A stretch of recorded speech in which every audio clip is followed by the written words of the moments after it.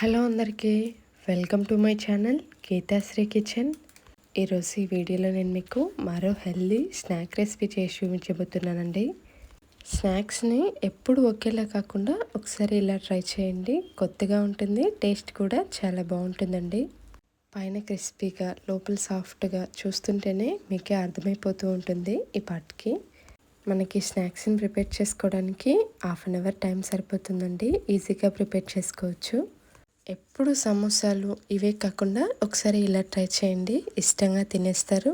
Video చూసే ముందు ఒక లైక్ చేసి, అలాగే మన ఛానల్లో మంచి మంచి రెసిపీస్ ఉన్నాయండి, మీకు నచ్చితే ఒకసారి చెక్ చేయండి. లేట్ చేయకుండా ప్రాసెస్ ఏంటో చూపిస్తాను రండి. ముందుగా ఒక గిన్నె తీసుకొని అందులోకి 1 కప్పు వరకు గోధుమ పిండిని వేసుకోవాలి. అలాగే అదే కప్పుతో మైదా పిండిని వేసుకోవాలి. ఇక్కడ నేను 1 కప్పు గోధుమ పిండి అలాగే 1 కప్పు మైదా పిండి తీసుకుంటున్నానండి. ఇప్పుడు ఇందులోకి 1 స్పూన్ వరకు బొంబాయి రవ్వ వేసుకోవాలి. అలాగే రుచికి సరిపడా సాల్ట్ వేసుకోవాలి. అలాగే 1 టేబుల్ స్పూన్ వరకు ఆయిల్ వేసుకొని ఇప్పుడు మొత్తం అంతా కూడా కలిసే విధంగా బాగా కలుపుకోవాలి. ఈ ఆయిల్ మొత్తం చక్కగా పిండిలో కలిసే విధంగా కలుపుకోవాలండి. చూడండి, పిండిని నేను చూపిస్తున్న విధంగా ఇలా ఒత్తితే ఈ విధంగా గడ్డ కట్టి ఇలా విరిస్తే విరిగిపోవాలండి. ఈ విధంగా కొద్దిగా ఆయిల్ వేసి కలుపుకుంటే సరిపోతుంది. ఇప్పుడు ఇందులోకి కొన్నిగా నీళ్లు వేసుకుంటూ కలుపుకోవాలి. ఇప్పుడు మనం ఏ కప్పుతో అయితే గోధుమ పిండి అలాగే మైదా పిండి తీసుకున్నామో అదే కప్పుతో 3/4 కప్పు వరకు నీళ్లు వేసుకుంటూ కలుపుకోవాలండి. ఇక్కడ నీళ్ళు వచ్చేసి మీరు తీసుకునే పిండి క్వాంటిటీ అలాగే రవ్వ క్వాంటిటీని బట్టి ఉంటుందండి. ఇందులో రవ్వ వేసుకోవటం వల్ల మనకి పైన లేయర్ వచ్చేసి క్రిస్పీగా వస్తుందండి. కొన్నిగా నీళ్లు వేసుకుంటూ మొత్తం అంతా కూడా ఇలా ముద్దలాగా కలిపి తీసుకోవాలండి. పిండిని ఇక్కడ నేను చూపిస్తున్న విధంగా ఇలా ముద్దలాగా కలిపి తీసుకున్న తర్వాత ఇప్పుడు దీనిపైన లైట్గా ఆయిల్ వేసుకోవాలండి. ఇలా ఆయిల్ వేసుకోవటం వల్ల మనకి పైన తడి ఆరిపోకుండా ఉంటుందండి. వేసుకున్న ఆయిల్ మొత్తం పిండి ముద్దకి పట్టే విధంగా ఇలా మర్దన చేసుకోవాలండి. ఇప్పుడు ఈ పిండి ముద్ద పైన ఏదైనా కాటన్ క్లాత్ పెట్టేసి 10 నుంచి 20 నిమిషాల పాటు పక్కన పెట్టేసుకోవాలి. ఈ గ్యాప్లో మనం ఇందులోకి మసాలాని ప్రిపేర్ చేసుకుందాం రండి. ముందుగా స్టవ్ ఆన్ చేసి పాన్ పెట్టేసుకొని అందులోకి 2 టేబుల్ స్పూన్ల వరకు ఆయిల్ వేసుకోవాలి. ఇప్పుడు ఇందులోకి 2 పెద్ద సైజు ఉల్లిపాయలని ఇలా చిన్న ముక్కలుగా కట్ చేసి వేసుకోవాలండి. అలాగే ఒక పచ్చిమిర్చి, గుప్పెడు కరివేపాకును కూడా వేసుకోవాలి. ఇప్పుడు స్టవ్ని మీడియం ఫ్లేమ్లో ఉంచుకొని ఇవి కలిసే విధంగా కలుపుకుంటూ 1 నిమిషం పాటు ఫ్రై చేసుకోవాలండి. ఈ కరివేపాకు అలాగే పచ్చిమిర్చి లైట్గా చిటపట అనేంత వరకు ఫ్రై చేసుకోవాలి. ఈ విధంగా ఫ్రై చేసుకున్న తర్వాత ఇప్పుడు ఇందులోకి 1/2 టీ స్పూన్ వరకు పసుపు వేసుకోవాలి.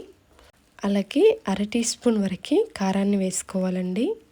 ఇక్కడ నేను ఒక పచ్చిమిర్చి వేసుకున్నాను కాబట్టి కారం కొంచెం తక్కువగానే వేసుకుంటున్నాను. ఇప్పుడు వేసుకున్న పసుపు కారం మొత్తం కలిసే విధంగా బాగా కలుపుకోవాలి. అంతా కూడా చక్కగా కలుపుకున్న తర్వాత స్టవ్ని మీడియం ఫ్లేమ్లో ఉంచుకొని మరో 2 నిమిషాల పాటు కుక్ చేసుకోవాలండి. ఇక్కడ నేను చూపిస్తున్న విధంగా ఉల్లిపాయలు లైట్గా క్రిస్పీగా అవ్వాలండి. ఇప్పుడు ఇందులోకి ఉడికించిన ఆలుని వేసుకోవాలండి. ఇక్కడ నేను ఆలుని ముందే ఉడికించి పక్కన పెట్టుకున్నానండి. 2 కప్పుల పిండికి 3 ఆలుని ఉడికించి తీసుకోవాలండి.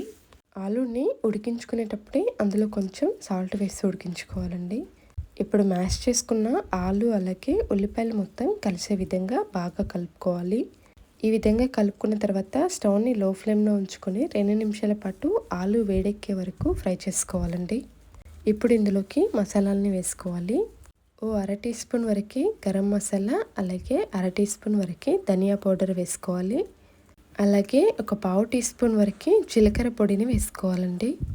మీరు కావాలంటే జీలకర్రనైనా వాడుకోవచ్చండి.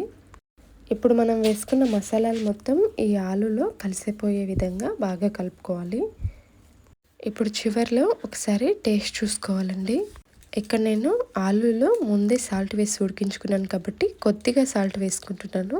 సాల్ట్ వేసి కలుపుకున్న తర్వాత ఇప్పుడు చివరిలో కొంచెం కొత్తిమీర వేసుకొని స్టవ్ ఆఫ్ చేసుకోవాలి.